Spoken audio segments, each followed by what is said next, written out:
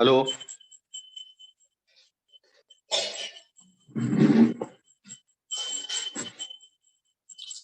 आवाज आ रही है? आवाज आ रही?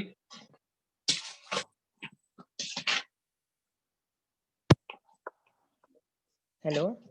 हाँ, आवाज आ रही है। Yes sir, good morning sir, happy new year. हाँ भैया, तुम्हें भी हार्दिक शुभकामनाएं नए साल की। सर एक चीज पूछनी थी, जो अपन ने ब्रैग्स लॉ कल लिखा था, that 2d sin theta is equal to n lambda. तो सर उसके अंदर जब वो डिफ्रैक्शन फिनोमिना पे बेस्ड है, तो सर फिर अपन ने उसमें रिफ्लेक्शन क्यों लिया था, मतलब वेव्स का? क्योंकि डिफ्रैक्शन में हमें कम से कम इंटरफेरेंस चाहिए होता ना। Yes sir. डिफ्रैक्शन डिफ्रैक्शन का मतलब ही इंटरफेरेंस होता है भी। बट वो एक वेव के कारण नहीं होता, बहुत सारी वेव के कारण होता है। तो मल्टीपल रिफ्लेक्शन के बाद जो नीचे वेव जाती है, उसके बाद जो रिफ्लेक्ट होती है, वो दोनों मिलके और या दो से ज्यादा, वो डिफ्रैक्शन पैटर्न बनाती है। समझ में आ अच्छा। रहा? Yes sir.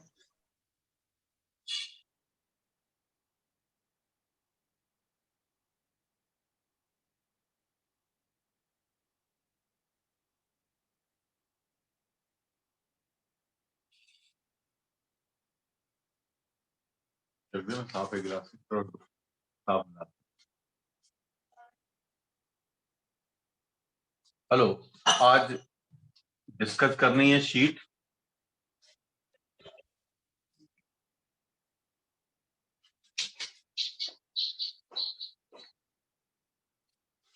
निकाल लो शीट जरा।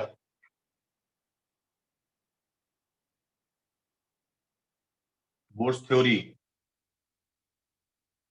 For hydrogen and hydrogen like atoms.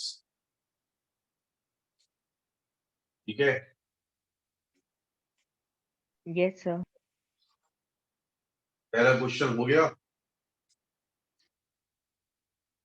हाँ सर। आया साइज क्या आया इसका?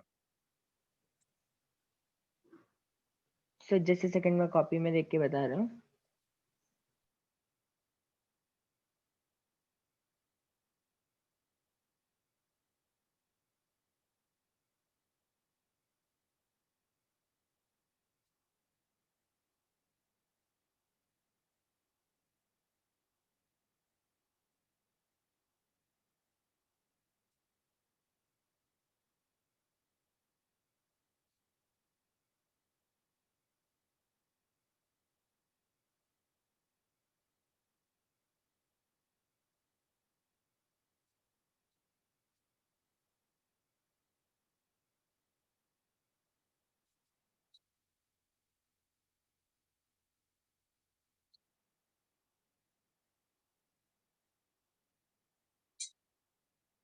हाँ, जल्दी बताओ।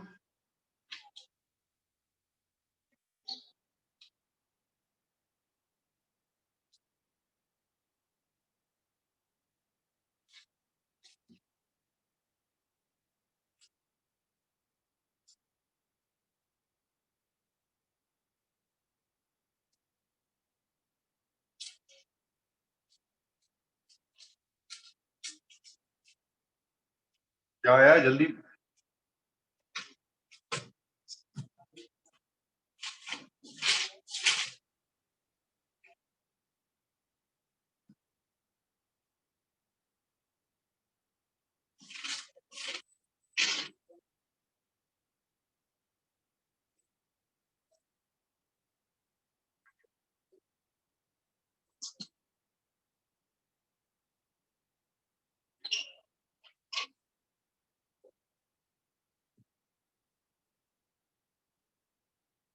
क्या आया अभी?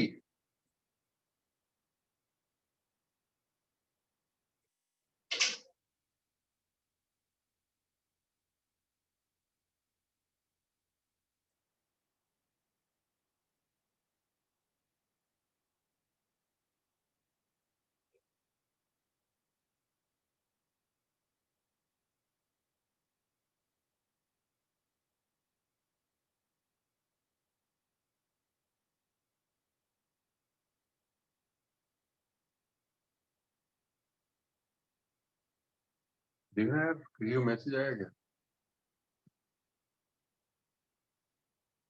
ना देखिए,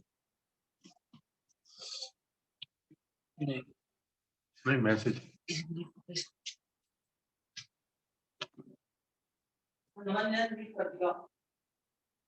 म्यूट कर दिया उसने। ये आवाज आ रही है कि नहीं? आवाज आ रही है? शिवानी आवाज आ रही है? हेलो, हेलो रिप्लाई करो। हेलो हाँ रिप्लाई करो जरा। सर 1.21 into 10 की पावर 29। हाँ ये रेडियस आई है, ठीक है, और ये रेडियस जो है फर्स्ट ऑर्बिट की, that is greater than the size of universe. ये किससे बड़ी है? ये साइज ऑफ यूनिवर्स है। साइज ऑफ यूनिवर्स से बड़ी है ये, है ना? Yes sir. ठीक है। हेलो शिवानी, मैं डीपीपी 2 बोर्स मॉडल डिस्कस कर रहा हूँ और एक्सरेज दो डिस्कस होंगी आज, है ना? ठीक है।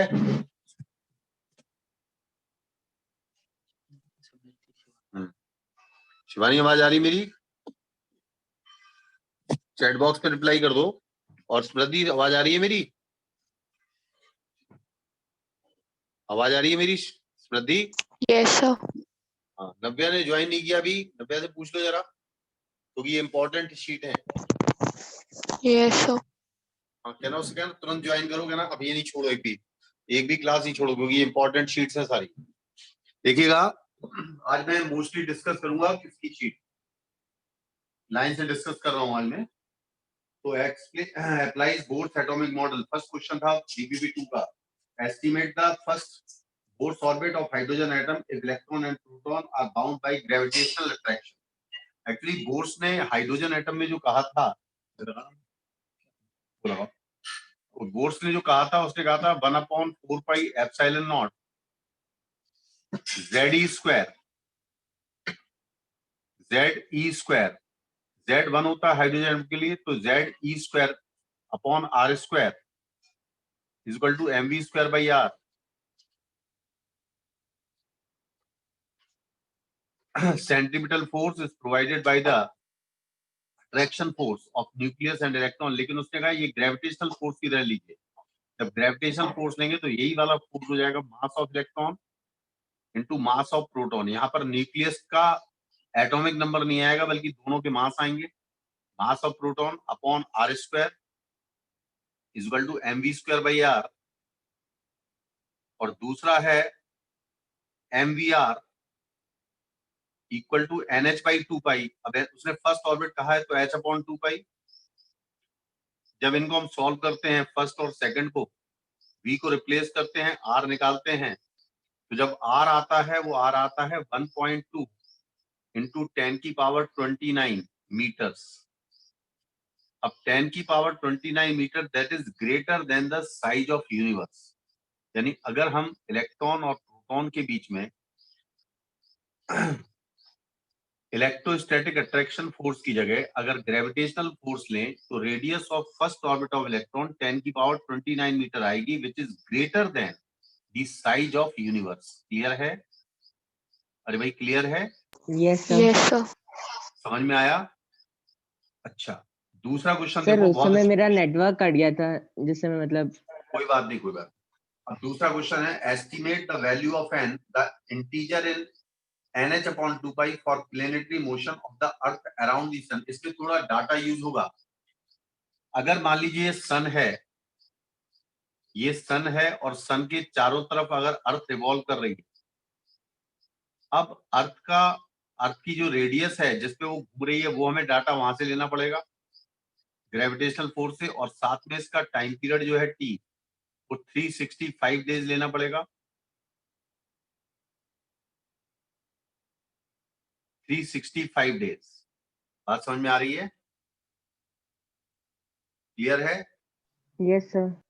इसमें एक्चुअली डाटा का थोड़ा यूज है, लेकिन मैं तुम्हें इसका कंसेप्ट बता देता हूँ, है ना? कंसेप्ट क्या है वो पूछ रहा है, estimate the value of n for planetary motion of the earth. यानी अर्थ जिस ऑर्बिट में घूम रही है, उसका nth लेवल क्या है, यानी nth क्वांटम नंबर क्या है। बात समझ में आई? तो इसमें भी अट्रैक्शन फोर्स लगेगा, मास ऑफ सन लगेगा, मास ऑफ अर्थ लगेगा। ये सब डाटा हमें ग्रेविटेशनल फोर्स से मिलेगा।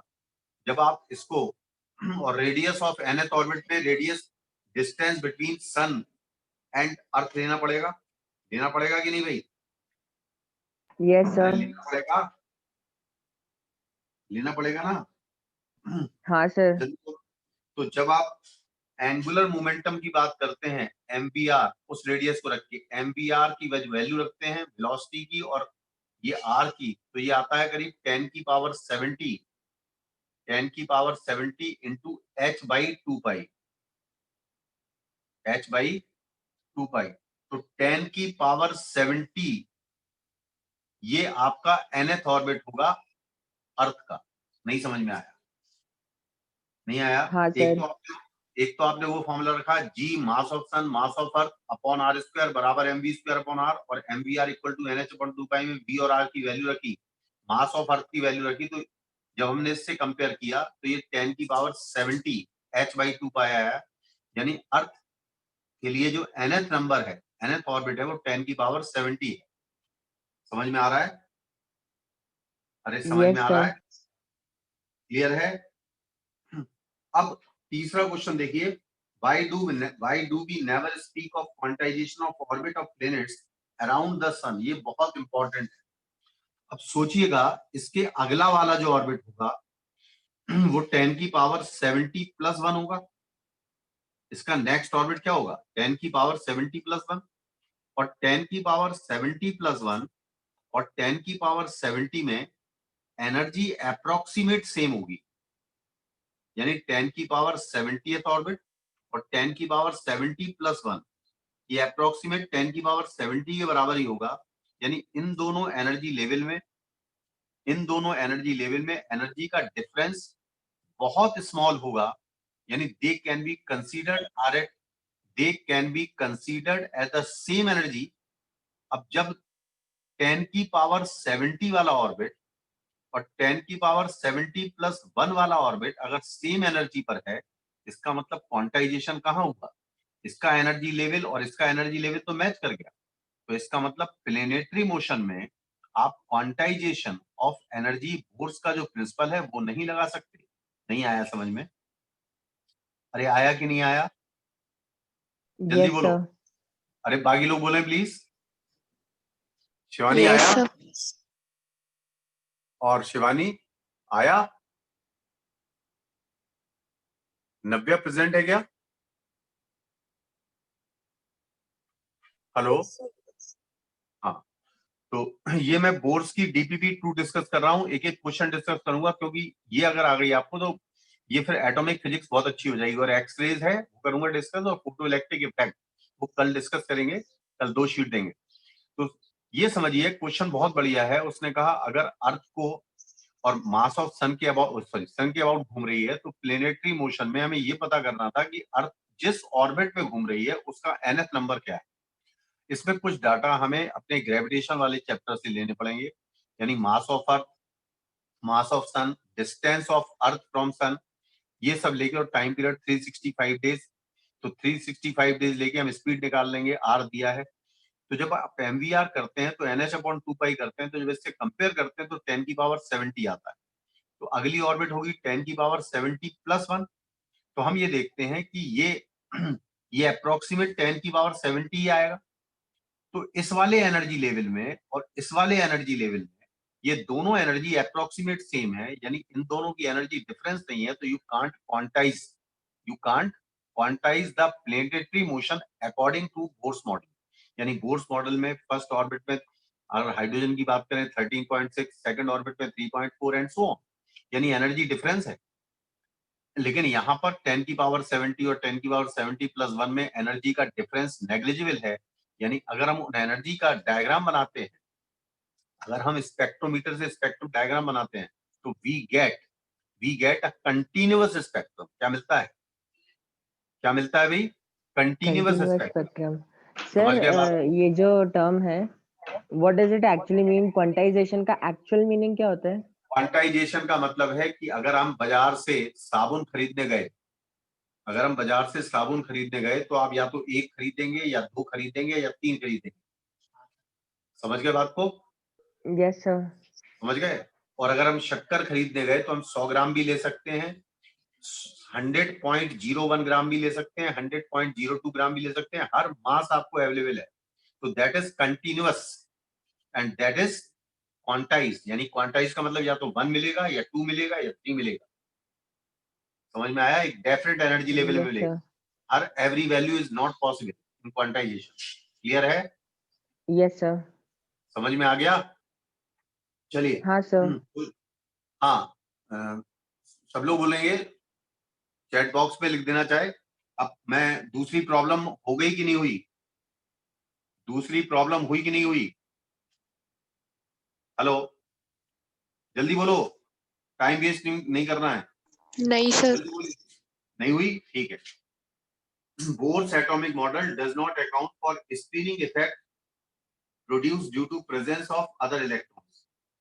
देखिएगा, स्क्रीनिंग इफेक्ट कल मैंने आपको बताया था। बोर्स ने जनरली सिंगल हाइड्रोजन एटम के लिए बात करी। हाइड्रोजन एटम का मतलब है कि अगर हम यहां पर देखें तो Z बराबर 1 है और ये इलेक्ट्रॉन लास्ट ऑर्बिट में घूम रहा है ग्राउंड स्टेट में n इक्वल टू 1 में।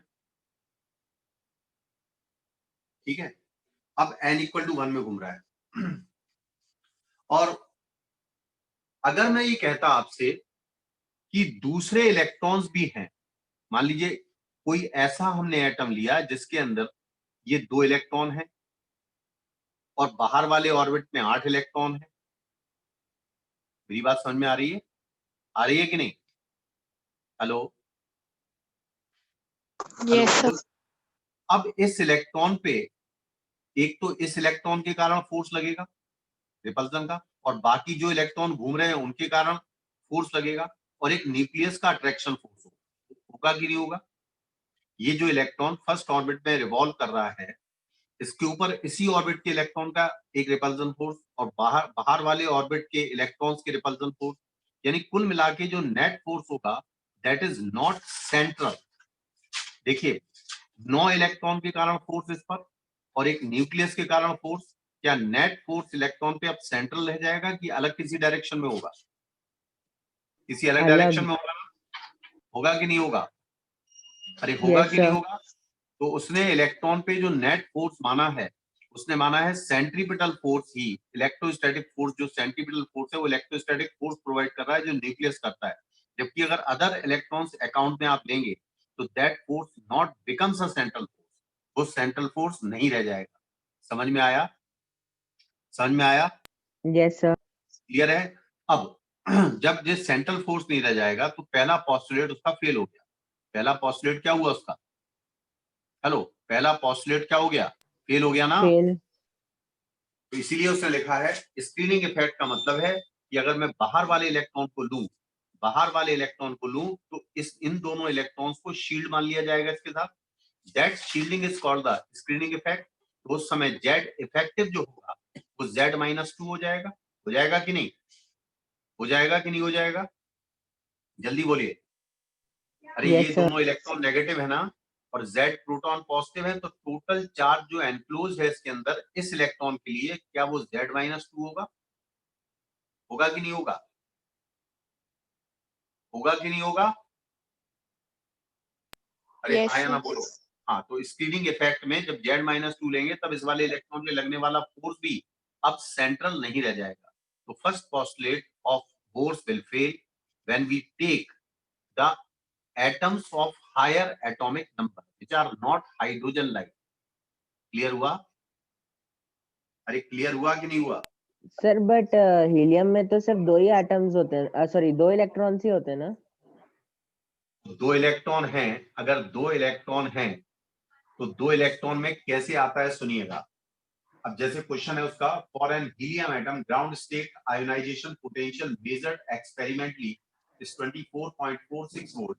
Estimate the effective charge of nucleus as seen by each electron in the ground state. बहुत बेहतरीन क्वेश्चन है। देखिएगा, इस क्वेश्चन को समझने की कोशिश करें। जब अगर हीलियम आयोनाइज नहीं है, हीलियम क्या नहीं है? हेलो हेलो आयोनाइज हेलो, नहीं है।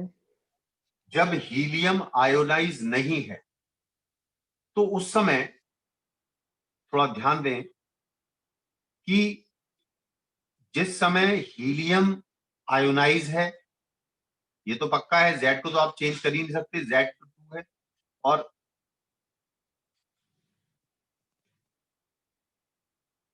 यहां पर जब एक इलेक्ट्रॉन है तो ये हाइड्रोजन लाइक एटम है ना, ये क्या है भाई, हाइड्रोजन लाइक एटम है। इस इलेक्ट्रॉन को निकालने के लिए, इस इलेक्ट्रॉन को निकालने के लिए कितनी एनर्जी की जरूरत है, कितनी एनर्जी की जरूरत है, 24.46। यहां पर जो एनर्जी चाहिए वो 24.46 है, 24.46 वोल्ट। कितने इलेक्ट्रॉन वोल्ट की एनर्जी चाहिए इस इलेक्ट्रॉन को निकालने के लिए। आप अगर गौर से देखें, शुरुआत में जब ये आयोनाइज नहीं हुआ है, जब इलेक्ट्रॉन नहीं निकाला गया है, तो उस समय Z2 नहीं है, बल्कि उस समय ये दो जो इलेक्ट्रॉन हैं जो यहाँ ऑलरेडी हैं, इसमें से अगर किसी एक इलेक्ट्रॉन को आपको निकालना है तो उस समय Z2 नहीं करेगा, बल्कि Z इफेक्टिव काम करेगा। अब Z यस इफेक्टिव सर। यहाँ पर n इक्वल टू कितना है, n इक्वल टू कितना है, 1। 1। अब n इक्वल टू 1 है और यहाँ पर दो इलेक्ट्रॉन है, एक ये है और एक ये है। इन दोनों इलेक्ट्रॉन को निकालने के लिए इक्वल इक्वल एनर्जी चाहिए। तो उस समय जो एनर्जी, जो आयोनाइजेशन पोटेंशियल है, G इफेक्टिव, हेलो समझ में आ रहा है, क्या होती है energy in yes anode sir. Orbit, क्या होती, Z2। तो भाई -13.6 into Z square by N square।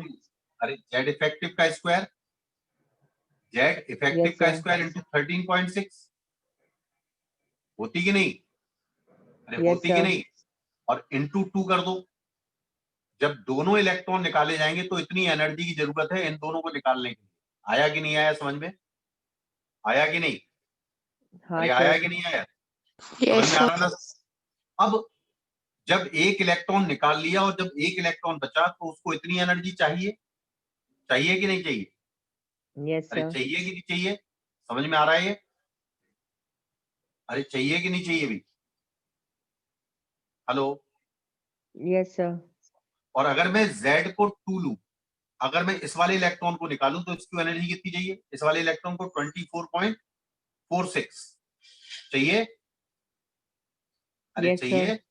अब अगर मैं इसको उससे कंपेयर करूं, किससे, बोर के मॉडल से, और Z को 2 लूं तो 2 का स्क्वायर इंटू 13.6 इंटू 13.6 नेगेटिव, ये एनर्जी है, और प्लस Z इफेक्टिव का स्क्वायर, Z इफेक्टिव का स्क्वायर इंटू 13.6 इंटू 2, 13.6 इंटू 2 कितना हुआ,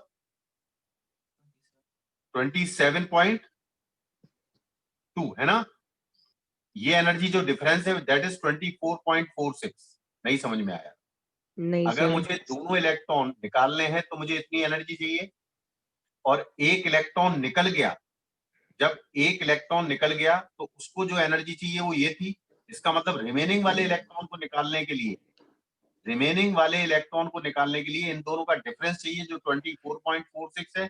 जब आप इसको सॉल्व करते हैं तो जेड इफेक्टिव लेस देन 2 आता है। क्या आता है लेस देन, अरे क्या आता है अभी, <2। नहीं आया समझ में, फिर सुन लो अच्छी तरह से। उन्होंने कहा अगर मैं हाइड्रोजन हीलियम एटम लूं सिंगली आयोनाइज, तो जो जो लास्ट वाला इलेक्ट्रॉन है उसको निकालने के लिए 24.46 इलेक्ट्रॉन वोल्ट की एनर्जी चाहिए। पहले सबसे पहले देखें कि भाई हम तो Z बराबर, जिस समय दोनों इलेक्ट्रॉन प्रेजेंट हैं, अगर मुझे दोनों को निकालना है तो इक्वल इक्वल एनर्जी चाहिए। तो इस इलेक्ट्रॉन को निकालने के लिए मान लिया मैंने कहा Z बराबर 2 नहीं है, Z बराबर Z इफेक्टिव काम कर रहा है, तो इस इलेक्ट्रॉन को निकालने के लिए कितनी एनर्जी चाहिए, Z इफेक्टिव का स्क्वायर इंटू इंटू सर। कितना, इंटू कितना 13.6 इंटू कितना 13.6। अब ये दो इलेक्ट्रॉन है, दोनों को निकालने के लिए कितनी चाहिए, दोनों को निकालने के लिए कितनी चाहिए, जेड स्क्वायर इफेक्टिव इंटू 27.2। ये तो दोनों को चाहिए। अब एक इलेक्ट्रॉन निकल चुका है, वो इलेक्ट्रॉन निकल गया है, तो इसका मतलब उसने कितनी एनर्जी का यूज कर दिया। अगर बोर्स मॉडल से देखें, अगर बोर्स मॉडल से देखें तो कितनी एनर्जी का यूज चाहिए भाई, इस इलेक्ट्रॉन, समझे नहीं समझे? अरे आ रहा है कि नहीं आ रहा? सर हाँ। इसमें एक चीज सर, जो 2 इलेक्ट्रॉन निकाले हैं पहले केस में, तो दोनों को सिमल्टेनियसली निकाला है क्या? हाँ, दोनों को साइमल्टेनियसली निकाला है। समझ में आ रहा है? उस समय जेड अच्छा। इफेक्टिव है, जेड बराबर 2 नहीं है वो। क्लियर है? Yes sir. हाँ, समझ में आया है? तो इतनी एनर्जी चाहिए होगी जब हम दोनों इलेक्ट्रॉन को निकालेंगे, और एक इलेक्ट्रॉन निकल चुका है, उसकी इतनी एनर्जी यूज हो गई है। इसका मतलब दूसरे इलेक्ट्रॉन को निकालने के लिए इतनी एनर्जी चाहिए। तो वो कितना है? जेड इफेक्टिव कितना आएगा? जेड इफेक्टिव कितना आएगा? Less than 2। नहीं आया समझ में श्रुति क्या? आ गया सर। बहुत अच्छा क्वेश्चन है ये, बहुत जबरदस्त क्वेश्चन। जनरली यहाँ पर स्क्रीनिंग इफेक्ट को भी लिया गया है। क्वेश्चन नंबर थर्ड देखिए, in Bohr's atom, energy is absorbed or radiated when an electron makes a transition between two stationary states. If F is the frequency of emitted radiation and E1 and E2 are the energies of the electrons in the two states, then practically which is correct for the hydrogen-like atom for the transition as shown in the figure? ये समझ में आया कि नहीं आया? Question हो गया कि नहीं ये? Yes sir. सर बट इसके अंदर आंसर इनने गलत दिया है। अरे आपका अच्छा, इनने आंसर गलत दिया है। हाँ, तुम Yes, बताओ sir. स्मृति, शिवानी तुम्हारा, नव्या तुम्हारा हुआ ये क्वेश्चन? नव्या हुआ ये क्वेश्चन? रिप्लाई करो प्लीज। स्मृति तुम भी रिप्लाई करो, और शिवानी तुम चैट बॉक्स में रिप्लाई करो।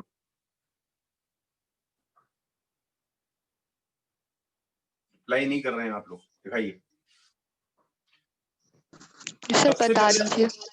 हमें बता तो रहा हूं, नहीं हुआ ना ये? ठीक। इसमें खास बात ये है कि in Bohr's energy is absorbed radiated when electron makes a transition between two stationary states. अब ये जो E1 है और जो E2, मान लीजिए यहां पर एनर्जी है E2, यहां पर एनर्जी है E1। अब कौन सी एनर्जी ज्यादा है? नेचुरली बात है कि E2 ज्यादा है और E1 कम है। तो जब कोई इलेक्ट्रॉन इसमें से यहां जाएगा तो अपने अंदर से फोटोन निकालेगा। अब जब ये फोटोन निकालेगा तो फोटोन के अंदर खुद का मोमेंटम होगा P बराबर H lambda, H by lambda. बताया था कि नहीं बताया था ये? अरे बताया था। Yes, sir. अब ये जो एटम है, जिस एटम के अंदर से ट्रांजिशन हुआ है, उस एटम ने अपने अंदर से एक फोटोन निकाला। उस फोटोन का मोमेंटम है H बाई लैम्डा। तो बाई कंजर्वेशन ऑफ मोमेंटम ये जो आपका रिमेनिंग एटम है वो पीछे की तरफ जाएगा, उसका मोमेंटम मैग्नीट्यूड में H बाई लैम्डा के बराबर होगा। होगा कि नहीं होगा? अरे होगा कि नहीं होगा? जल्दी बोलिए, जल्दी बोलिए। हाँ सर। अब E2 minus E1, E2 minus E1, ये एनर्जी टोटल रिलीज हुई है, जिसमें एक फोटोन को एनर्जी मिली है, एक फोटोन को एनर्जी मिली है। मेरी बात समझ में आ रही है? हेलो, आ रही कि नहीं? नहीं सर, सर समझ में नहीं आया। अरे भाई, E2 minus E1 that is the difference in two energy levels, yes sir. है ना? अब इसमें जो ये एनर्जी है, जो फोटोन निकला है, उसकी energy Hc by lambda plus kinetic energy of required atom. नहीं समझ में आया? अरे आया कि सर नहीं आया? रिकॉइल वाला पार्ट है, वो वाला कंसेप्ट क्लियर नहीं है। अरे भाई, जब फोटोन निकलेगा तो फोटोन जब निकलेगा तो इसके अंदर मोमेंटम होगा ना। ये मोमेंटम ये मोमेंटम इस फोटोन पर इस वाले एटम ने एक इंपल्स लगाया, जिसके कारण इसके अंदर मोमेंटम आया। तो सीधी बात है, जो फोटोन निकला है उसने भी इस पर इंपल्स लगाया होगा, क्योंकि मोमेंटम कंजर्व है, हाइड्रोजन लाइक है। एक्चुअली बोर्स ने क्या माना है? बोर्स ने ये माना है कि जो रेजिडुअल एटम है इट विल नॉट रिक्वायर। समझे नहीं समझे? Yes sir. लेकिन प्रैक्टिकली बात कर रहा है। प्रैक्टिकली तो क्या होगा, जब ये फोटोन निकलेगा बाहर तो इस फोटोन के अंदर मोमेंटम होगा, जिसके कारण रिकॉइल मिलेगा एटम को। यानी इस एटम के अंदर एक काइनेटिक एनर्जी आएगी। That kinetic energy is coming from the energy of transmission. यानी E2 से अगर E1 में आया तो टोटल एनर्जी ये अवेलेबल है, जिसका ये पार्ट तो ये पार्ट तो आपका एटम के अंदर, सॉरी, जो आपका फोटोन निकला उसके अंदर एनर्जी है, और एक पार्ट इसको काइनेटिक एनर्जी प्रोवाइड करेगा। इसका मतलब क्या होगा, इसको क्या मैं HF लिख सकता हूं या H न्यू लिख सकता हूं कि नहीं? Yes, sir. तो सीधी बात है, जो फ्रीक्वेंसी है, जो HF है, क्या वो लेस है E2 माइनस E1 से? है कि नहीं भाई? हाँ सर. समझ में आया कि नहीं आया? आंसर गलत दिया गया? Yes. आंसर गलत दिया गया? नहीं सर, फिर नहीं ठीक है सर. सर. फिर ठीक नहीं है, यही ठीक है। समझिए, आंसर को आप, मैं बताऊंगा कौन से आंसर गलत है, क्या गलत है, तो खुद ही बता दूंगा, ठीक है? हेलो, समझ में आ गया? नव्या रिप्लाई करो। सर एक्चुअली आयशा, ये मोमेंटम का कंसिडरेशन उसके अंदर नहीं लिया था. हाँ, अरे भैया मेरी बात सुनो, जब बात खत्म हो जाया करे तो स्टॉप कर दिया करो। मैं जब दूसरे से बात कर रहा हूँ तो बीच में बोलते नहीं रहा करो, औरों की फिर आवाज नहीं आ पाती है ना, ठीक है? Yes sir. हेलो, तो समझ में आया? ये नव्या आ गया समझ में? मैं बार बार पूछ रहा हूँ। Yes sir. Shivani chat box में रिप्लाई करो। तो बोर्स के मॉडल में क्या डिफेक्ट था? बोर्स ने रिक्वाइल ऑफ एटम नहीं लिया था, इसलिए उसने E2 माइनस E1 को HC बाई लैम्डा कर दिया था। क्लियर है? हाँ, क्या लिख देना है इसमें? Drawback of Bohr's was not considered the recoiling of atom. Clear है? After emission of photon. लिख लिया?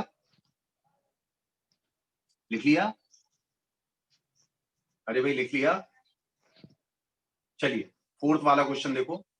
Which of the following conservation laws must be fulfilled in a transition in which an atom, a molecule, or nucleus absorb or emit electromagnetic radiation? ध्यान रखो, electromagnetic radiation किस चीज से बने होते हैं? स्मृति, किससे बने होते हैं ये? इलेक्ट्रोमैग्नेटिक रेडिएशन किस चीज से बने होते हैं? हेलो, तुम बताओ नमन, किससे बने होते हैं? Sir wave as well as particle. हाँ, नव्या तुम बताओ। एक्चुअली ये फोटोन से बने होते हैं। किससे बने होते हैं? इलेक्ट्रोमैग्नेटिक रेडिएशन चाहे एब्जॉर्ब हो चाहे एमिट हो, they are made up of photon. और फोटोन का रेस्ट मास 0 होता है। फोटोन का रेस्ट मास कितना होता है? 0। जब कोई फोटोन, कोई एटम, न्यूक्लियस या इलेक्ट्रॉन इनको एब्जॉर्ब करता है तो उन इलेक्ट्रॉन्स की सिर्फ एनर्जी बढ़ती। क्या बढ़ती है उनकी? सिर्फ क्या बढ़ती है? एनर्जी। मास नहीं बढ़ता, क्योंकि फोटोन का रेस्ट मास 0 होता है। तो इस चीज को आप लिखो, when absorption of electromagnetic wave takes place the mass will not conserve। Mass conserve नहीं होता है, लेकिन हाँ, जो उसकी एनर्जी है दैट विल रिमेन्स कंजर्व। क्या होती है भाई? एनर्जी कंजर्व होती है, मास कंजर्व नहीं होता है।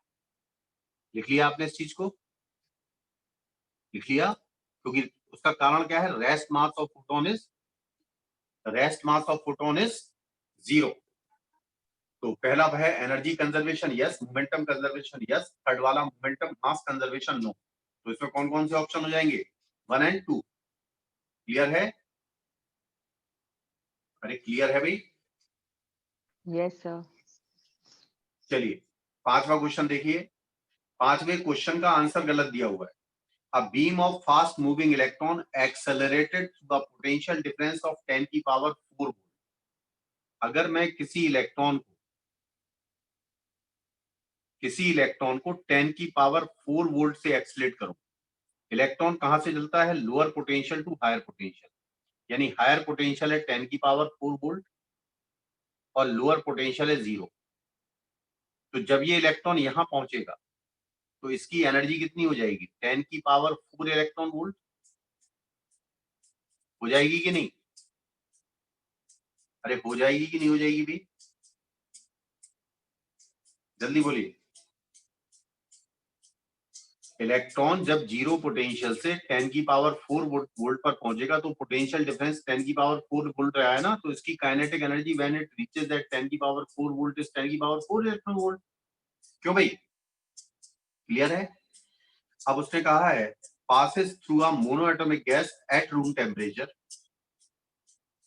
then mark the correct option. Electron undergoes an elastic collision. Electron undergoes an inelastic collision of 10 की पावर 4 इलेक्ट्रॉन वोल्ट है. अगर मान लीजिए गैस हाइड्रोजन है और गैस हाइड्रोजन है तो गैस हाइड्रोजन का कम से कम excitation potential minimum 10.2 electron volt होता है या 12.09 इलेक्ट्रॉन वोल्ट. यानी जब ये 1 से 2 में जाएगा, जब ये 1 से 3 में जाएगा, या 12.75 इलेक्ट्रॉन वोल्ट जब ये 1 से 4 में जाएगा एंड सो ऑन. और आयोनाइज अगर होगा तो 13.6 इलेक्ट्रॉन वोल्ट चाहिए. चाहिए कि नहीं चाहिए? जब 1 से इंफिनिटी में जाएगा आयोनाइज हो जाएगा. 1 ये जो एनर्जी है 10 की पावर 4 इलेक्ट्रॉन वोल्ट जो एनर्जी है इन सारी एनर्जी से ज्यादा है ना. देखिए यस सर. 10 की power 4 electron volt is much greater than the given energy needed for the hydrogen gas. तो electrons undergoes an elastic collision. ध्यान रखिएगा elastic collision जब होता है जब excitation या ionization ना हो. और ऐसा जब भी पॉसिबल है जब इलेक्ट्रॉन की एनर्जी या फोटोन की एनर्जी, ध्यान से सुनिएगा, जब इलेक्ट्रॉन की energy total energy of electron अगर लेस देन 10.2 होगी. अगर 10.2 इलेक्ट्रॉन वोल्ट से कम है. नहीं समझ में आया? नहीं समझ में आया? फिर सुन लीजिए. जो इलेक्ट्रॉन टकरा रहा है उसकी एनर्जी अगर 10.2 इलेक्ट्रॉन वोल्ट, अगर वो 10.2 से कम प्रोवाइड करता है एटम को तो इसका मतलब वो एटम एक्साइट ही नहीं होगा and such collision is called elastic collision. तो ध्यान रखिएगा, ध्यान रखिए. व्हेन, देखिए line sir can you please repeat? आवाज कट गई थी. व्हेन, देखो when energy of electron, when energy of electron, when energy given by electron to the atom of hydrogen gas या to the gas, इसमें hydrogen लिया example के लिए, is less than 10.2 electron volt, then collision is perfectly elastic. यानी वो atom hydrogen atom के अंदर कोई डिफॉर्मेशन नहीं आएगा, कोई एनर्जी एब्जॉर्ब नहीं करेगा और total kinetic energy of the system before and after will remains constant. Clear है? अरे क्लियर है?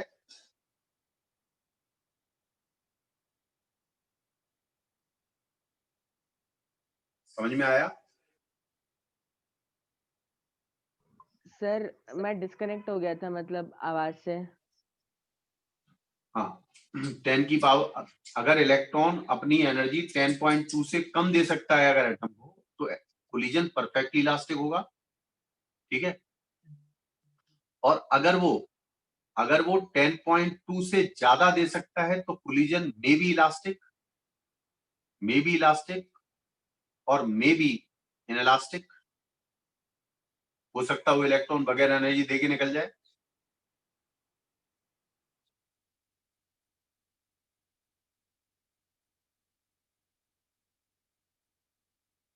तो यहां पर अगर कोलिजन होगा तो परफेक्टली इनइलास्टिक होगा क्योंकि इसकी एनर्जी ऑलरेडी ज्यादा है, हर एनर्जी लेवल से ज्यादा है. देखो जितनी एनर्जी 10 की पावर 4 इलेक्ट्रॉन वोल्ट है कम से कम कितनी एनर्जी है कि नहीं भाई? अरे है कि नहीं? Yes. ध्यान रखिएगा. और अगर ये मान लीजिए वो कहता कि इस इलेक्ट्रॉन को मैंने 5 या 10 इलेक्ट्रॉन वोल्ट से एक्सलेट किया, 10 वोल्ट से एक्सलेट किया, तो जब ये इलेक्ट्रॉन यहां से टकराता तो क्या इसकी एनर्जी 10 इलेक्ट्रॉन वोल्ट होती कि नहीं? अरे होती. क्या सर? अगर मैं इलेक्ट्रॉन को 10 की पावर 4 वोल्ट की जगह 10 वोल्ट से एक्सलेट करता तो इलेक्ट्रॉन की एनर्जी एटम से टकराते समय क्या 10 इलेक्ट्रॉन वोल्ट होती? Yes sir. और 10 electron volt is less than the minimum excitation energy needed. ये 10.2 से भी कम है. तो इस तरह जब ये कोलिजन होगा तो कौन सा कोलिजन होगा? Perfectly elastic. क्या होगा भी? Perfectly elastic. आ गया समझ में? अरे Yes, आया? sir. अरे भाई सबको बोलने दो. Yes, sir. आया सबको आ गया? नव्या तुम्हें भी आ गया? Shivani chat Yes, box sir. में लिखो। हाँ चलिए जरा 6वां क्वेश्चन देखिए। Photo dissociation of carbon monoxide molecule occurs with a minimum energy of 11 electron volt. इसका मतलब क्या हुआ? इसका मतलब ये हुआ कि किसी कार्बन मॉलिक्यूल को कम से कम एनर्जी 11 इलेक्ट्रॉन वोल्ट की चाहिए, और मिनिमम एनर्जी जब होती है जब n इक्वल टू 1 से n इक्वल टू 2 में जाए। नहीं समझ में आया? n इक्वल टू 1 से n इक्वल टू 2 में जाए। और ये कार्बन क्या, कौन सा मॉलिक्यूल है ये? कौन सा molecule? Carbon monoxide. Carbon monoxide का Z कितना होता? 6C12 होता ना? तो Z क्या 6 होता है? अरे क्या होता है Z? हेलो, क्या होता है Z? सर कार्बन मोनोऑक्साइड तो मॉलिक्यूल है, उसका एटॉमिक नंबर थोड़ी ना हो सकता। चलो खैर, हमें उसकी जरूरत है भी नहीं। तो उसने ये कहा है कि this can be made by possible by incident following electromagnetic radiation. तो जो hc/लैम्डा है,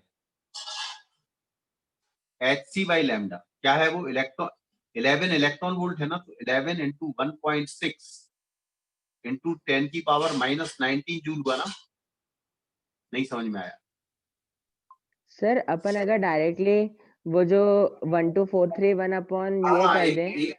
एक ही बात है, उसी से आएगा। Yes sir. उसने ये कहा है कि कार्बन मोनोऑक्साइड जो गैस है उसका जो ट्रांजिशन हो रहा है उसकी मिनिमम एनर्जी 11 इलेक्ट्रॉन वोल्ट है। तो हमें ये पता करना है जो रेडिएशन निकलते हैं वो किस रेंज के, यानी आपको लैम्डा पता करना है।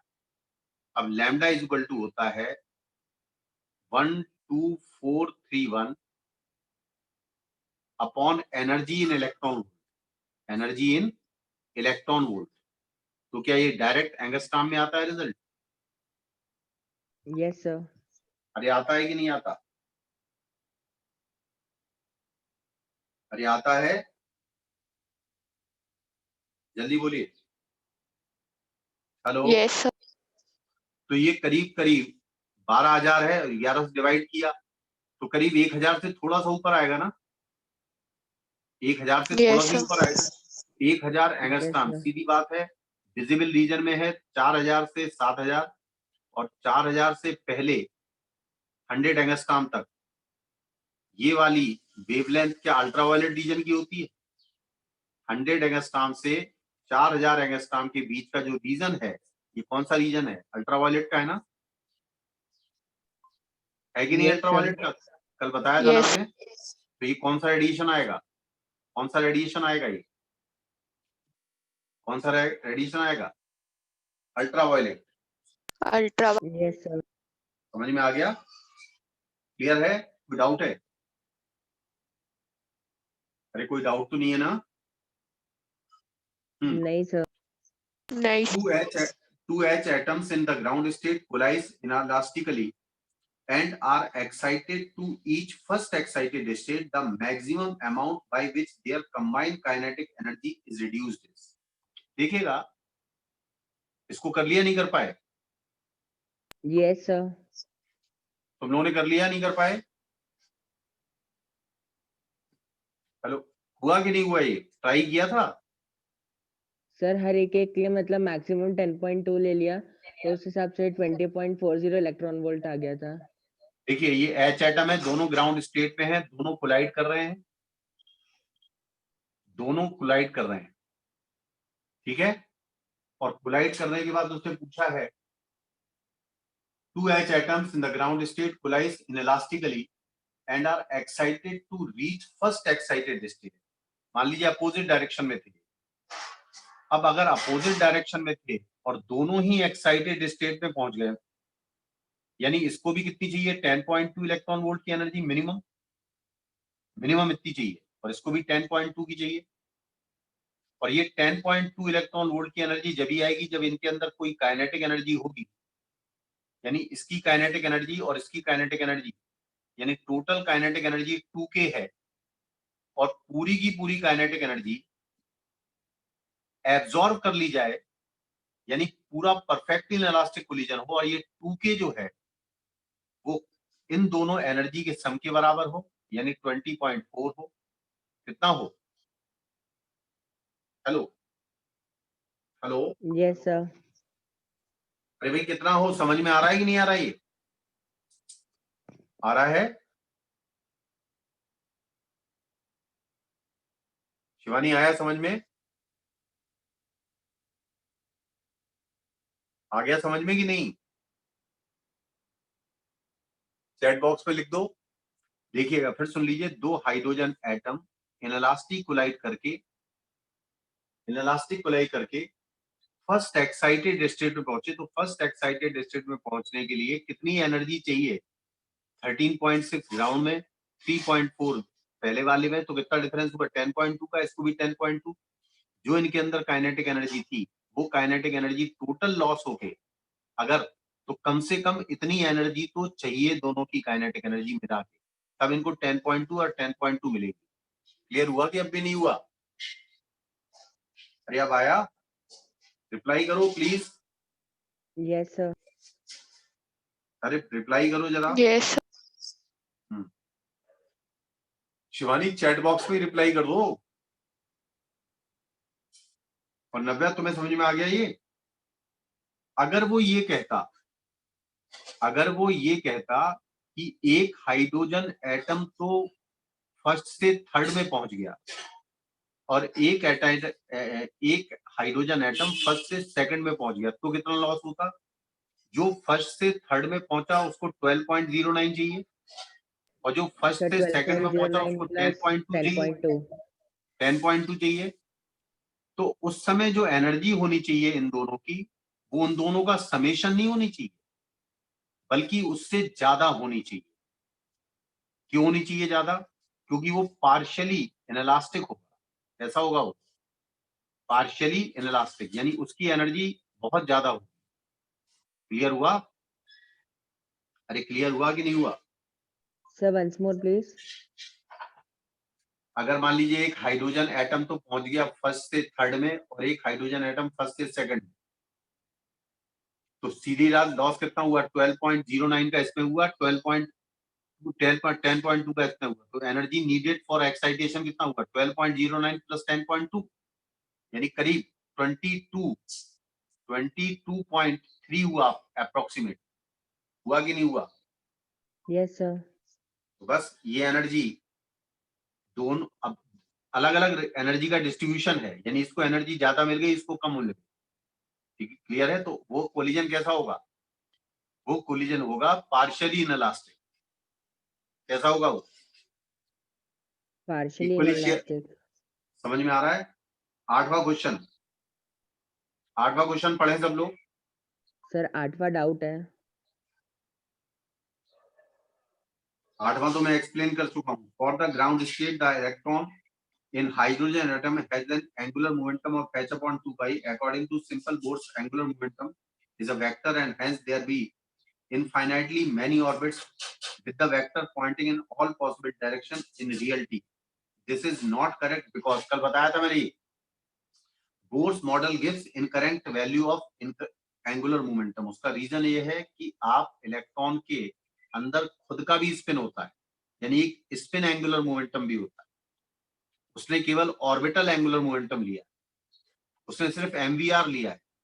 बोर्स ने जो एंगुलर मोमेंटम लिया है सिर्फ ऑर्बिटल एंगुलर मोमेंटम लिया है, जबकि इलेक्ट्रॉन के अंदर एक स्पिन एंगुलर मोमेंटम और होता है। तो जो बोर्स के according angular momentum of electron निकल रहा है, दैट इज इनकरेक्ट। क्लियर है? सर अरे ये क्लियर वाला है कि नहीं? ऑप्शन समझ में नहीं आया था। Only one of this orientations corresponds to minimum energy, मतलब बाकी के जो ऑप्शंस है वो थोड़े क्लियर नहीं हुए थे। पहले तो बताया मैंने, Bohr's model gives incorrect value of angular momentum. सही तो है ये, क्योंकि नहीं सर, ये एंगुलर वाला मोमेंटम 8 का ए आ गया, ये वाला मैंने टिक कर दिया था। बट अगर जैसे फॉर एग्जांपल ये तो 1 करेक्ट दिया था इसलिए समझ में आ गया।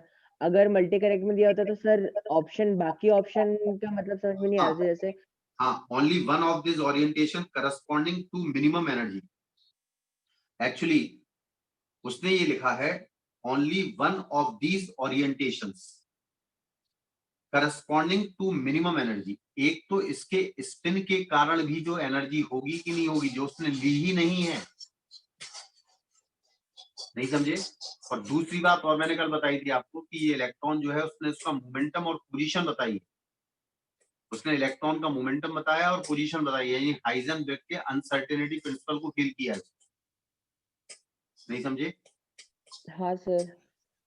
और दूसरी बात है कि एंगुलर मोमेंटम उसने NH/2π बताया है, यानी एंगुलर मोमेंटम मतलब वेलोसिटी को उसने किसी पॉइंट पे बताया, यानी mv को डिफाइन किया, यानी मोमेंटम को डिफाइन कर रहा है ऑर्बिट में, यानी पोजीशन को डिफाइन कर रहा है और मोमेंटम को डिफाइन कर रहा है, यानी हाइजेनबर्ग की अनसर्टेनिटी प्रिंसिपल को नहीं लिया गया है।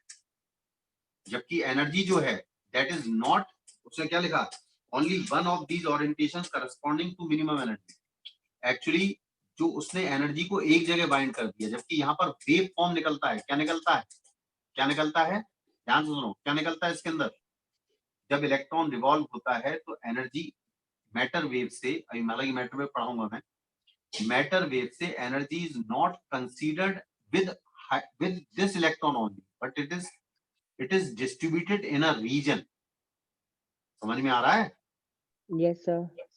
हाँ, और उसने तीसरा लिखा angular momentum is the direction of spin. गलत है। एंगुलर मोमेंटम एक तो स्पिन के कारण इस डायरेक्शन में एंगुलर मोमेंटम है, और एक उसके घूमने के कारण इस डायरेक्शन में। मान लीजिए इलेक्ट्रॉन जो है ऐसे घूम रहा है और ऑर्बिटल मोशन उसका ये है, ऑर्बिटल मोशन के कारण ये एंगुलर मोमेंटम है। तो इन दोनों का जो एंगुलर मोमेंटम का नेट डायरेक्शन है that is not directed along this. इन दोनों के रिजल्टेंट के डायरेक्शन में होगा ना इसका। Yes sir. हेलो, ना तो ये स्पिन के डायरेक्शन में होगा ना इसके डायरेक्शन में होगा, बल्कि इन दोनों का जो रिजल्टेंट आएगा उस डायरेक्शन में होगा। Electrons go round in horizontal orbit. अब जो ऑर्बिट है कौन सा सारी हॉरिजॉन्टल होती है? ऐसी भी होती है? क्यों भाई नहीं होती है? तो पढ़ा होगा केमिस्ट्री में। सर अरे केमिस्ट्री केमिस्ट्री में मतलब ऐसा नहीं था, बट सर हाँ एक चीज है सर, जब भी एटम की पिक्चर देखते तो ऐसी बनी दिखती है। हाँ, तो सीधी बात है, जैसे हम अगर सैटेलाइट को देखें अर्थ की, तो अर्थ की सैटेलाइट में बस अंतर ये है कि अर्थ का सेंटर उसके ऑर्बिट के, जिस ऑर्बिट में घूम रही है सैटेलाइट उसके सेंटर पे कॉन्साइड करना चाहिए। ये भी हो सकती है, ये भी हो सकती है, सकती कि नहीं हो सकती? These all are the satellites. Clear है? अरे समझ में आ रहा है कि नहीं? सर तो फिर ये तो बोर का भी ड्रॉबैक हो गया। क्या ड्रॉबैक हो गया? सर मतलब बोर ने जो कंसिडर किया है वो तो फिर उनका ड्रॉबैक हो गया ना। ऐसा ड्रॉबैक हो गया बताओ? सर तुम कितना सोच रहे हो बताओ? क्या ड्रॉबैक है इसमें बताओ? ये सारी सर्कुलर ऑर्बिट है कि नहीं है? यस ये सर। सारी सर्कुलर, तो सब में सेंट्रीपिटल फोर्स लग रहा होगा। और ये कहां से आ रहा होगा? ये कहां से आ रहा होगा? इलेक्ट्रोस्टैटिक फोर्स से आ रहा ना। चाहे यस सर। सर्कुलर ऑर्बिट ऐसे घूमे, किसी इलेक्ट्रॉन किसी चार्ज पार्टिकल के अराउंड, चाहे ऐसे घूमे चार्ज पार्टिकल, चाहे ऐसे घूमे और चाहे ऐसे घूमे, क्या ड्रॉबैक है इसमें? Is there any drawback? क्या ड्रॉबैक है बताइए? सर उन्होंने कॉन्सेंट्रिक सर्कल कंसिडर किया था ना। क्या कौन सा सर्किल? कॉन्सेंट्रिक। तो ये सारे कॉन्सेंट्रिक नहीं है क्या? ये सारे सर्किल क्या कॉन्सेंट्रिक नहीं है? हाँ सर। मैंने क्या बताया? The centre of every orbit, at the centre of every orbit nucleus should exist. तो ये सारे ही तो कॉन्सेंट्रिक हैं। कॉन्सेंट्रिक का मतलब ये थोड़ी होता कि एक ही प्लेन में हो तभी वो सेंटर मानेंगे। Yes sir. Yes sir. तो भी समझ में आ रहा है ये? हेलो, आ रहा है यस समझ में? सर। अरे भाई सबको बोलने दिया करो, मैंने सुन लिया। हेलो, हेलो, हेलो स्मृति, समझ में आ रहा है कि नहीं आ रहा है? अपना माइक चालू रखो और बताते जाओ, जहां दिक्कत आए तो मुझसे बोलो। हेलो, अपने माइक को ऑन रखो, क्योंकि मैं सारे क्वेश्चन इसलिए करा रहा हूँ कि किसी भी टाइप का क्वेश्चन आ सकता है और कुछ भी कठिन नहीं है, इसमें सॉल्व नहीं करना पड़ता, डायरेक्ट बताना पड़ता है। हाँ भाई, simple Bohr's model can not be applied to calculate the energy levels of a multi electron atoms because electron collide with each other. Collide तो हो नहीं सकते भाई, क्यों भाई? हाँ हो सकते सर। क्या? नहीं सर। नॉन वैलिडिटी ये भी गलत है, क्योंकि चाहे मल्टीपल इलेक्ट्रॉन्स ऑर्बिट हो, electric sir none of the electrons above. Not being subjected to a central force, ये सही है कि नहीं है? अभी बताया सबसे पहले। अरे सबसे यस पहले सर। यही तो बताया कि अगर मल्टी इलेक्ट्रॉन एटम है तो उस पे किसी भी इलेक्ट्रॉन पे लगने वाला force net force towards the centre of orbit नहीं होगा, और वो नॉन सेंट्रल फोर्स होगा। समझ में आ गया? Yes sir. अरे आप लोग रिप्लाई क्यों नहीं कर रहे हैं भाई? बाकी लोग रिप्लाई क्यों नहीं कर रहे हैं? अगर आप रिप्लाई नहीं करोगे तो मुझे कैसे मालूम चलेगा हाँ मेरी आवाज पहुंच रही है? सर शिवानी तो चैट बॉक्स पे रिप्लाई कर रही है। बाकी स्मृति क्यों रिप्लाई नहीं कर रही सर हो? उन दोनों का नहीं आ रहा।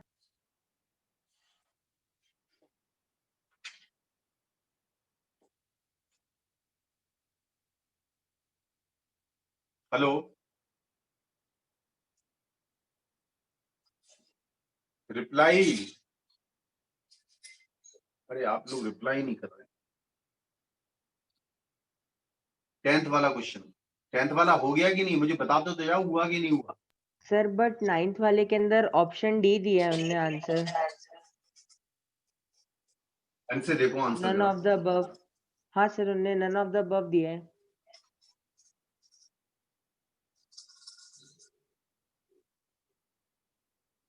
सी टिक कर दो, सी टिक कर दो। 9th सर का सी। एक्चुअली ये भी हो सकता है ना कि उसके अंदर मल्टी इलेक्ट्रॉन एटम्स जब होता तो उसके अंदर इलेक्ट्रॉनिक रिपल्शंस भी होते, बट उन्होंने सिर्फ सेंट्रीपिटल फोर्स को काउंट किया तो उन्होंने ये इलेक्ट्रॉनिक रिपल्शंस काउंट नहीं किया है। भैया तभी तो नॉन सेंट्रल फोर्स करेक्ट है ना। फोर्स फोर्स प्रिंसिपल क्या कहता है? फोर्स प्रिंसिपल कहता है कि net centimetre force provided by the electrostatic force between nucleus and electron. अपने मन से कंसेप्ट नहीं बनाओ। मैंने जो बताया मल्टी इलेक्ट्रॉन्स एटम्स में जो किसी भी इलेक्ट्रॉन पे लगने वाला फोर्स कभी भी नॉन सेंट्रल होगा, net force toward the centre नहीं होगा। समझ गए? यस अरे भाई सर। समझ, हेलो मेरी बात समझ में आ रही है? Yes sir. अब आई आप लोगों की आवाज। स्मृति की आवाज अभी तक नहीं आई। 10वां क्वेश्चन हुआ कि नहीं हुआ? नव्या हुआ 10वां? 10th वाला क्वेश्चन? नहीं सर। अच्छा, सर शिवानी डाउट तुम है। हो गए? एम दिया है mass of H2 atom, Me mass of an electron and MP mass of proton, then which of the following is incorrect? Is correct, sorry. सबसे पहले इमेजिन करो आप,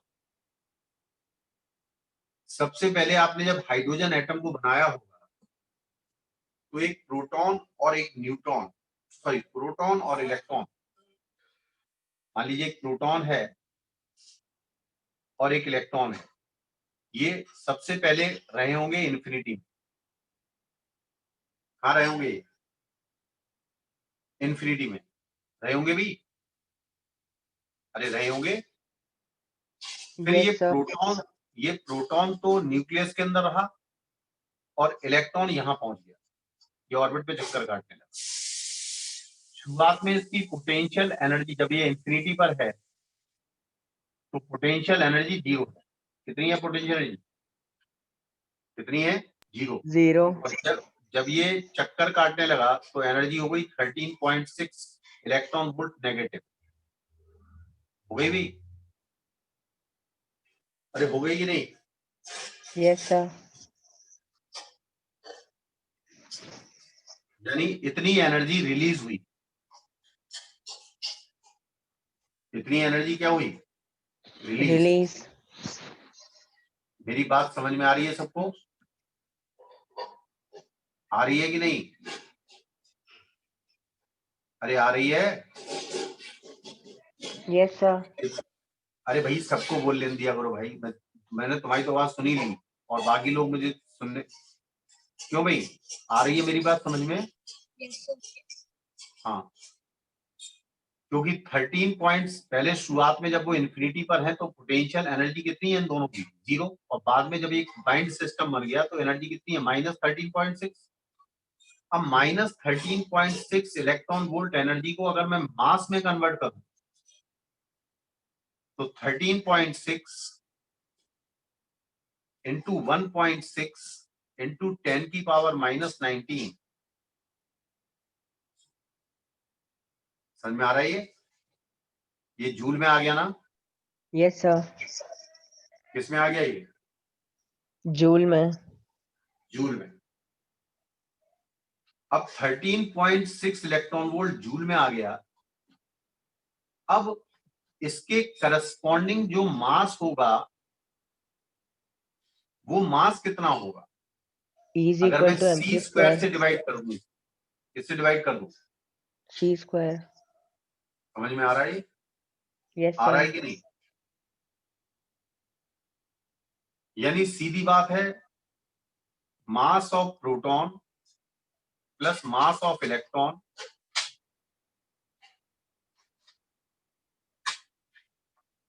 प्लस ये डेल्टा एम मान लो इज इक्वल टू इन दोनों के mass plus m delta m होगा। नहीं, नहीं आया समझ में? सही, सुनिए, ये वाला डेल्टा एम कन्वर्ट हुआ किसमें? ये डेल्टा एम किसमें कन्वर्ट हुआ? एनर्जी में। जो 13.6 इलेक्ट्रॉन वोल्ट की एनर्जी लॉस हुई, तो 13.6 into 1.6 into 10⁻⁻19 is equal to Einstein के मास एनर्जी इक्विवेलेंस से कंपेयर करो डेल्टा एम सी स्क्वायर। तो डेल्टा एम की वैल्यू यानी जो एनर्जी कम हुई, डेल्टा एम की वैल्यू क्या इतनी है? तो यानी जो टोटल मास इन्फिनिटी में था जिस समय पोटेंशियल एनर्जी 0 थी, जब पोटेंशियल एनर्जी ये हो गई यानी इतना मास लूज हो गया, तो ये capital m plus delta m क्या एम पी प्लस एम ही होगा? होगा कि नहीं होगा? हेलो हेलो, अरे रिप्लाई करो भाई। सो सर थोड़ा सा क्लियर हुआ है बट पूरा नहीं। देखिएगा, जब दो मास करीब आएंगे तो इनकी एनर्जी जो शुरुआत में आर इक्वल टू इंफिनिटी था तो पोटेंशियल एनर्जी 0 थी कि नहीं थी? दो चार्ज पार्टिकल अगर आर बराबर इंफिनिटी पे रखे तो उनकी पोटेंशियल एनर्जी कितनी होती है? 0 0। होगी कि नहीं? 1/4πε0 Q1 Q2 अपॉन आर होगी कि नहीं? Yes sir. और जब उन्होंने एक हाइड्रोजन एटम बनाया तो उनकी पोटेंशियल एनर्जी -13.6 हो गई, यानी इतनी एनर्जी की कमी आ गई, इतनी एनर्जी की कमी आ गई, यानी इस सिस्टम ने इतनी एनर्जी रिलीज की। ये एनर्जी एक्चुअली कहां से आई है? This energy comes from the mass defect, जिसको हम आगे बढ़ेंगे बाइंडिंग एनर्जी में, लेकिन यहां पर उन्होंने ऐसा सवाल दिया तो मुझे बताना पड़ेगा। तो ये energy comes from the mass defect. क्या होता है ये न्यूक्लियन कहलाते हैं। ये क्या है भाई? ध्यान से सुनो, अब तुम लोग थोड़ा समझ में आएगा शायद। ये न्यूक्लियन है कि नहीं है? ये एटम के पार्टिकल है कि नहीं है भाई? Yes sir. आ रहा है समझ में? तो ये जो एनर्जी लॉस हुई है 13.6 electron volt, that comes from the mass.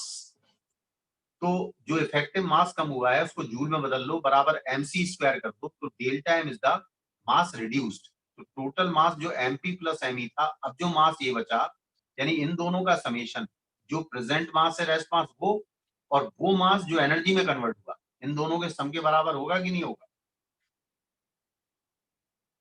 अरे होगा। अरे जब कोई एटम यस सर। बनता है तो उसके जो पार्टिकल्स होते हैं they are initially at infinity and they are coming to form a system, bind system बनाते हैं। तो ये बाइंड सिस्टम की एनर्जी नेगेटिव है, और जब वो इंफिनिटी पर थे तो उनकी एनर्जी 0 थी, तो एनर्जी सिस्टम की कम हुई है ना। तो ये एनर्जी जो कम हुई है यानी सिस्टम से रिलीज हुई है, यानी जब रिलीज हुई है तो अगर मैं इसको मास एनर्जी इक्विवेलेंस से निकालूंगा तो कितना मास कम हुआ? ये शुरुआत में मास था दिस प्लस दिस, और जब एनर्जी रिलीज होने के बाद मास क्या बचा? कैपिटल एम, यानी कैपिटल एम प्लस जो मास रिलीज हुआ एनर्जी के फॉर्म में, अब भी नहीं आया समझ में? क्या हाँ सर, अब आ गया। आ गया समझ में? ये अच्छा है पार्ट, यानी Yes, MP sir. Plus ME is greater than M. और डिफरेंस भी अगर चाहिए, इसको आप सॉल्व कर लें, 9 इंटू 10 की पावर 16 कर लें। सी स्क्वायर का मतलब कितना हुआ? 9 इंटू 10 की पावर 16। हुआ कि नहीं हुआ? Yes, अरे sir. हुआ कि नहीं हुआ? 9 1 जा 9, 1.5 टाइम अप्रोक्सीमेट 1.5 और इंटू 1.6, तो 15 का 16 से मल्टीप्लाई करो 225, 2.25 इंटू 10 की पावर माइनस 19 और 16, 35 करीब है ना? तो भाई Yes, sir. तो करीब करीब इतना आएगा 2.25 2.25 तो थोड़ा ज्यादा आएगा। 2.25 प्लस 1.5 कितना हुआ? 2.42 है ना? Yes, sir. 2.42 इंटू 10 की पावर माइनस 35, तो यानी MP plus ME minus capital M बराबर 2.42 इंटू 10 की पावर माइनस 35 की। समझ में आया? Yes, sir. चलिए, equivalent electric current created by electron of a H atom in its ground state, ये तो शायद हो गया होगा शायद। सर ये नॉर्मल मेथड से तो कर लिया था, बट सर और इसका जो आंसर आ रहा है 2.42 इंटू 10 की पावर माइनस 35 और पिछले वाले क्वेश्चन का भी सेम आ रहा है, तो sir is there any correlation between them? नहीं, एक्चुअली आप अगर गौर से देखें तो करंट क्या होती है? करंट बराबर होती है क्यू बाई टी। क्यों भाई? Yes sir. होती कि नहीं होती? अब क्यू का मतलब कौन कौन रिवॉल्व कर रहा है? इलेक्ट्रॉन अपॉन टाइम पीरियड, इससे डिवाइड कर दो तो एक एवरेज करंट आ जाती है। और टाइम पीरियड होता है 2 पाई आर। पहले ऑर्बिट की बात कर रहे हैं तो 2 पाई R0 मान लो पहले ऑर्बिट को, अपॉन V0। होगा कि नहीं? Yes sir. और R0 जो है ग्राउंड स्टेट में 0.529 एंगस्ट्रॉम होता है शायद। Yes sir. और V0 कितना होता है पहले ऑर्बिट में? पहले ऑर्बिट की है, ध्यान रखना स्पीड ही। V0 कितना होता है पहले ऑर्बिट में? 2.19 इंटू 10 की पावर 6। 2.19 इंटू 10 की पावर 6। और इलेक्ट्रॉन पे चार्ज तो आपको मालूम है ही, 2 पाई आपको मालूम है ही, एंगस्ट्रॉम को मीटर में बदल लो, क्या आई आ जाएगी एम्पियर में? Yes sir. आया कि नहीं आया? वैसे मैंने करंट के लिए बताया था। नहीं सर, फर्स्ट एक्चुअली क्योंकि 10th और 11th क्वेश्चन जो है पीछे, ये जो अपन ने अभी मास डिफेक्ट वाला किया और ये दोनों का आंसर एग्जैक्टली सेम आ रहा है। अरे वो मास डिफेक्ट है, ये करंट है भाई। आंसर आ रहा 2 + 2 जोड़ो तो भी 4 होते हैं, 2 × 2 जोड़ो तब भी 4 होते हैं। क्या दोनों का प्रोसेस एक ही है? नहीं सर। अरे वो ये करंट पूछ रहा है, करंट का मास डिफेक्ट से क्या लेना देना? देखो, करंट का मास डिफेक्ट से क्या लेना देना बताओ। सर उन्होंने इक्विवेलेंट करंट क्यों बोला? इक्विवेलेंट करंट का मतलब जो इलेक्ट्रॉन घूम रहा है। बात समझ में आई? उसने क्या लिखा, क्वेश्चन पढ़ो। Equivalent electric current created by electron of hydrogen atom in the ground state. और इक्विवेलेंट करंट तो पूछेगा ही, जो करंट इलेक्ट्रॉन के घूमने के कारण हो रही है। एक्चुअली जो इलेक्ट्रॉन घूम रहा है वो इलेक्ट्रॉन हमेशा इस ऑर्बिट पे नहीं है, कभी वो यहां से पास हुआ, कभी वो यहां से पास हुआ, कभी वो यहां से पास हुआ। तो आपने देखा किसी पर्टिकुलर पॉइंट से ये इलेक्ट्रॉन पर यूनिट टाइम में कितने समय बाद पास हुआ? पर यूनिट टाइम मतलब एक टाइम पीरियड बाद कितना हुआ? तो जिस समय इलेक्ट्रॉन यहाँ है उस समय इस जगह करंट थोड़ी है। क्या करंट है इस जगह? नहीं सर। इसलिए उन्होंने एक इक्विवेलेंट करंट मान ली कि अगर मान लो एक इलेक्ट्रॉन इतनी तेजी से घूम रहा है कि हमेशा वो इस लूप में प्रेजेंट रहता है। नहीं समझे? Yes sir. अगर आप किसी लूप पे चक्कर काट रहे हैं तो आप लूप में किसी पर्टिकुलर इंस्टेंट पर किसी पॉइंट पर होंगे ना, पूरे लूप पर तो होंगे नहीं। Yes sir. जबकि हमने जो करंट पढ़ी है वो करंट में करंट कैरिंग कंडक्टर होता है, यानी हमेशा एक ही करंट प्रेजेंट होती है ना वो। Yes sir. होती कि नहीं? तो इसमें जो चार्ज घूम रहा है उस चार्ज के कारण इक्विवेलेंट करंट कितनी, यानी that charge is not present at every point on this loop, हमेशा हर जगह नहीं है, लेकिन उस चार्ज के बहने से एक एवरेज करंट निकालिए। क्लियर है? Yes sir. तो इक्विवेलेंट का मतलब वहां एवरेज है, मैंने एवरेज वर्ड बोला था ना करते समय, E/T। आ गया सबको Yes, समझ sir. में? अरे आया कि नहीं आया? अरे आया? सब लोग प्लीज रिप्लाई करें, आया कि नहीं? सर ये नव्या स्मृति रिप्लाई क्यों नहीं कर रही है? चैट बॉक्स में भी नहीं कर रही ना? सर वो मीटिंग में नहीं है, अरे क्या हो गया उसे? पता नहीं। अच्छा, तुमने ये शीट करी थी नव्या, नहीं करी थी पूरी? सब पूरी नहीं करी थी, शुरू के करे थे।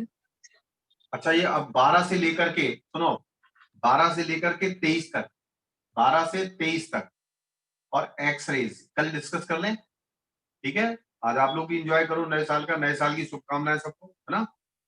Yes sir. ठीक है, चलो। Thank you.